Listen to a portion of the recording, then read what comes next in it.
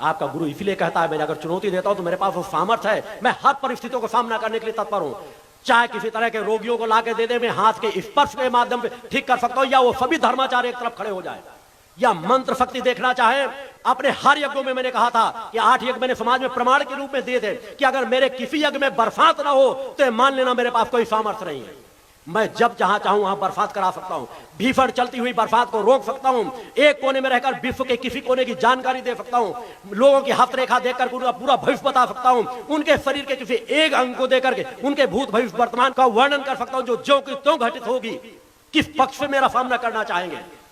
मैं सभी को चुनौती इसलिए देता हूं कि प्रकृति सत्ता ने मुझे सामर्थ्य दी है, मगर अहंकार के लिए नहीं। मैं धर्म रक्षा के लिए मैंने चुनौती दी है कि एक बार वह मौका दें। बार बार मैं जादूगरी दिखाने के लिए नहीं आता। अगर जादूगरी देखना हो, मेरे सत्य की जादूगरी देखना हो, तो मेरी यात्रा को देखते चले जाना, तुम्हें सत्य का एहसास हो जाएगा। इसीलिए मैंने कहा है कि अपनी डायरियों में नोट करके रख लेना कि आज तुम्हें तो जो सानिध्य मिल रहा है, कल को आने वाले तुम्हारे वंशज इस बात पर गर्व करेंगे कि तुम योगी राज शक्तिपुत्र को सामने देखते थे, उनके साथ बैठने का सौभाग्य प्राप्त किया है, उनकी वाणी सुनने का सौभाग्य प्राप्त किया है। इससे आने वाले वंशज आपके गौरवान्वित होंगे। उन डायरियों में लिख करके घरों में सुरक्षित रख देना।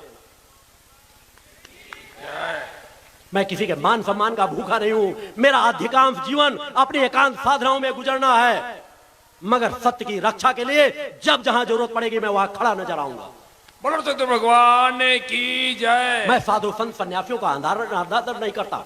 हमारे ऋषियों मुनियों ने एक परंपरा दी थी कि साधु का जीवन किस तरह होना चाहिए, संत का जीवन किस तरह होना चाहिए, ब्रह्मचारियों का जीवन किस तरह होना चाहिए, योग ऋषियों का जीवन किस तरह होना चाहिए, ऋषियों का जीवन किस तरह होना चाहिए, मुनियों का जीवन किस तरह होना चाहिए। ये नाम सहित दिए गए थे।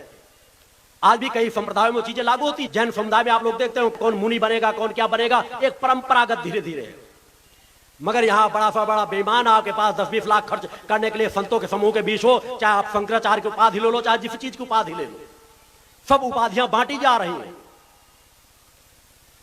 अंदर से शून्य होंगे, अपने शून्य को भी जानने की क्षमता नहीं है। मगर ब्रह्म ऋषि, योग ऋषि, धर्म सम्राट, नाना प्रकार के संबोधन। साधु हो साधु बन जाओ, मैं तुम्हारा सम्मान करता हूं। संत हो संत बन जाओ, तुम्हारा सम्मान करता हूं। कथावाचक हो, कथा सुनाओ, तुम्हारा सम्मान करता हूं, मगर लुटेरे बन करके नहीं, लोभी लंपट बन करके नहीं।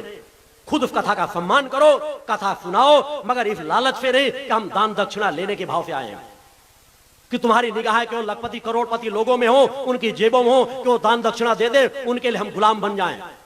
राजनेताओं का चरण स्थान धर्म के चरणों पे होता है। उन्हें अपने सिंहासनों, अपने मंचों के सामने बैठाल करके तुम आप धर्म का अनादर कर रहे हो। मैं टोकता इसलिए हूं, हमारी राजसत्ताओं से जब से इस चीज का अनादर हुआ तभी से समाज का पतन होता चला गया। राजाओं को आवश्यकता होती थी, वो गुरु चरणों में उपस्थित होते थे, मगर आज धर्मगुरु राजनेताओं के एक बुलाव में उनके चौखट में पहुंच जाते हैं। किसी के अंदर सामर्थ्य आई, वो मंत्री मिनिस्टरों की चाटुकारिता में पूरा जीवन गुजारने लग जाते हैं।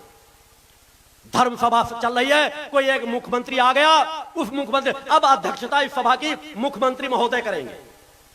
ये रिकॉर्डिंग मेरे पास रखी, अगर मैं कहता हूं तो स्थूल सब चीजें प्रमाण में सजो करके भी रखता हूं कि समाज देख सके कि किस तरह धर्म का आज अनादर हो रहा है।